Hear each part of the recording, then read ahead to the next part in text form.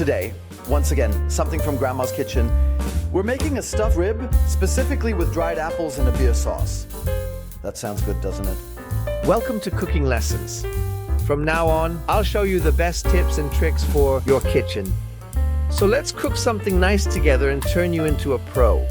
There it is, a nice piece of rib. We're gonna fill it right away. And this will be the filling. Today we have these dried apple slices because they really soak up the juice nicely. We'll support the whole thing with an egg and 2 slices of toast bread. We'll also add the best marjoram from Thuringia to the filling. And then we want to make a really nice sauce. Here we have a bit of fresh vegetables. Celery, 2 carrots, an onion, and a little leek. Parsley is included in the vegetable bundle. We'll add it later. Tomato paste, very important for the color. And then we have a beer here, non-alcoholic today.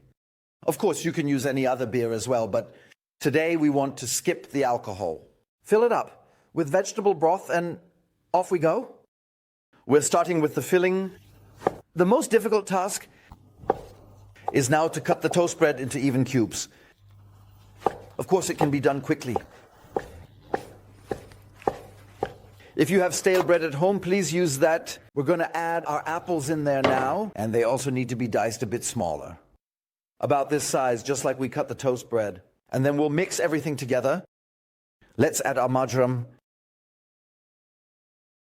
A little salt and pepper right away because it's often forgotten that the filling should also have some flavor. So now we have the sweetness from the apple, but at the same time, there's also a very subtle acidity. Salt and pepper can't be in there yet, so we'll add it now. The egg.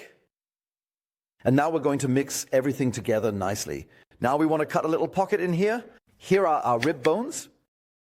We're going in from the side, and I'm using this little boning knife here. These are the special knives that you could actually use to bone meat. But with this narrow yet very sturdy blade, I can also easily cut a pocket here. Attention, little tip, always keep this little patch away. You don't want to suddenly have a pocket in your hand, so be careful. Don't cut all the way through. We're glad that this side is closed as it helps keep the filling together better. And here, please, don't cut all the way across the surface. Make a cut, but as I just started, move the knife inside without opening it too much. That's the trick. Open it a little. Yes, we need to get the filling in, and we'll do that in both directions. Cut a nice pocket in there. Be careful, don't hurt yourselves. And if you're not sure, then just leave it. Please have it done by your butcher. So there are many recipes that require you to season this inside. We don't need it because we've already seasoned our filling. And that way we kill 2 birds with 1 stone. The filling tastes good and the meat is seasoned. Now we carefully press our filling in here, making sure there are no air pockets and that the entire filling disappears into the meat. Take your time and the result will really fascinate you later. So that fit perfectly. It's turned out really nice and round here, our little rib. And when we insert the toothpicks, please don't just stick them in straight because then you'll have trouble when searing just a little bit at an angle. Then the piece of meat sits much better in the pan. We're going to do that 3 times to the left and twice to the right. And then it's already closed up. That looks really well sealed already. Now season generously from the outside because this piece of meat needs to be seasoned. Pepper and salt, that's all we're adding today. And we can also rub that in a little bit here. Oh, delicious. And we're going to do that on both sides.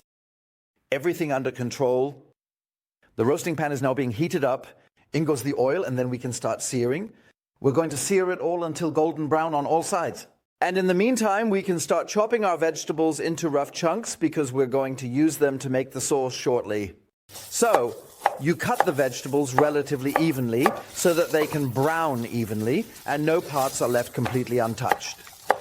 And for that, smaller pieces are almost burnt. So cutting them a bit evenly is good for your sauce. And we just cut the onion into quarters and then into eighths, and we'll add them later along with the leeks. Only add it later because the onion and the leeks tend to burn easily. That's why you always add this vegetable at the end. So let's take a look at how this looks. Well, that already looks delicious. So let's sear it a bit from the bottom and the sides. That really looks super appetizing if you ask me. And here in this roasting pan, we now have, of course, the roasting residues and also a bit of the fat that has rendered out from the thick rib. And now we're going to add the carrots, and the celery cubes go in. And they are now also being roasted to a golden brown. The onions and leeks come into play later. So the vegetables have taken on a bit of color. I think that looks really, really, really delicious, the way it's sizzling there. And now we add the onion and our leek pieces at the last moment and roast them as well. Watch out. There's a big risk now that the leeks will burn. So make sure to stir well and don't walk away from it. Everything has taken on a light color, and we still have a little time for roasting because now our tomato paste comes into play. We're adding that now. You don't need to wash that. We can just set it aside. We're also going to roast the tomato paste a bit. And it has relatively little to do with wanting a tomato flavor right now. But this tomato paste helps us create a nice color now.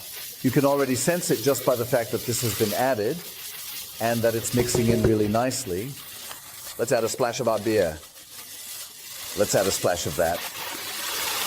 Now the tomato paste is really mixing in, and we're practically deglazing the individual roasting substances already.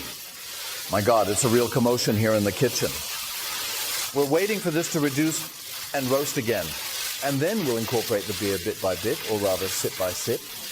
And we will create a nice brown sauce. And if you listen closely now, you can hear it crackling again.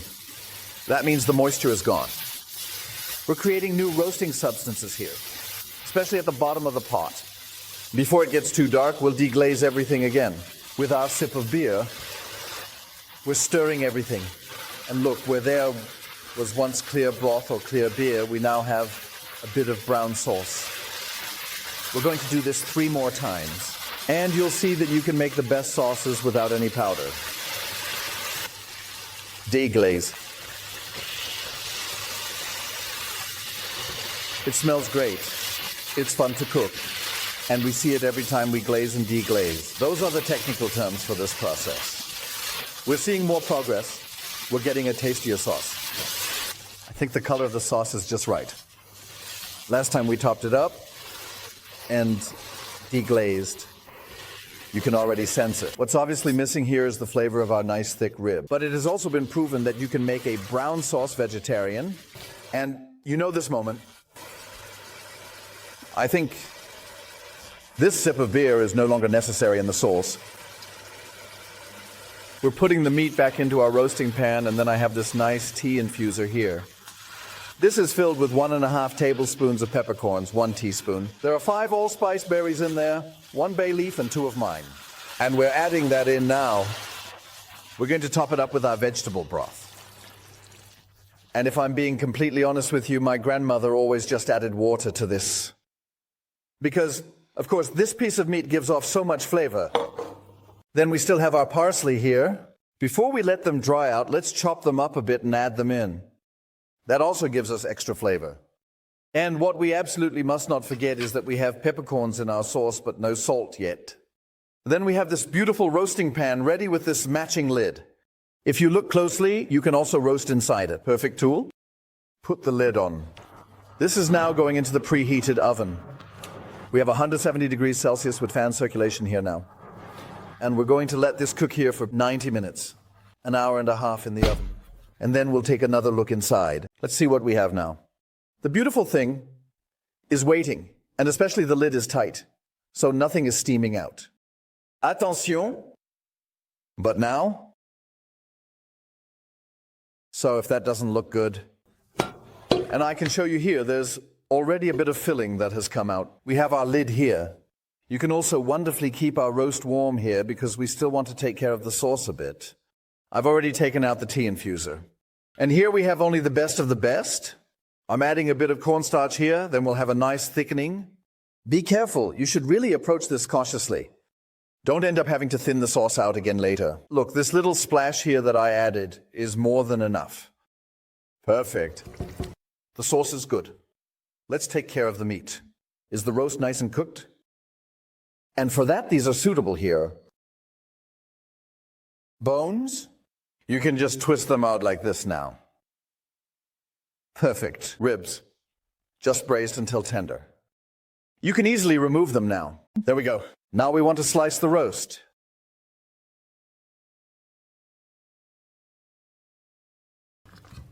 Great. Doesn't that look beautiful? Beautiful roast. And with that, a nice dumpling and maybe a bit of red cabbage. Grandmother's kitchen. I absolutely have to try it. The meat melts in your mouth. You saw how I twisted the bones out. And this apple gave the meat a flavor. And this beer sauce, simply amazing. If you like it, you should give us a thumbs up. Goodbye, dear ones.